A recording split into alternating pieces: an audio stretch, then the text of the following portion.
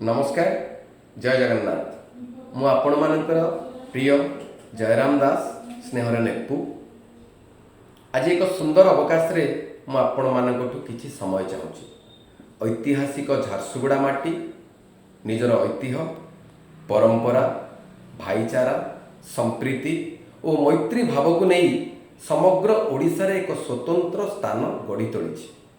संस्कृत रे व्याख्यान रही सत्प्रिय सत्यवादी च नमस्ति नियता ग्रतः।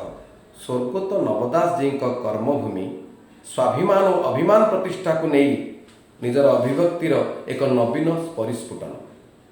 साधारण लोक मानक कांधरे कांध मिसाई स्वर स्वर मिसाई प्रगतिर शिखर को स्पर्श करिवार प्रतिबद्धता रखुथुबा नव दादाजी विचारधारा थिला अनन्य और अतुलनीय। तांकर आदर्शर मनोज्ञ परिप्रकाश हेउछि आम समस्तंकर प्रिय सान भौणी दीपाली। एक निष्ठ कार्यनीति समर्पित चिंतन को नहीं एही कर्मयोगी सशक्त और बलिष्ठ परिकल्पना सर्वजनादृत और प्रेरणाप्रद।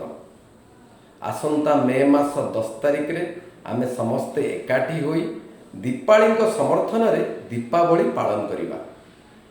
आम मानक सहभागिता को नहीं आम भौणीर मानसिकता और आदर्श को आहुरी मजबूत करवा।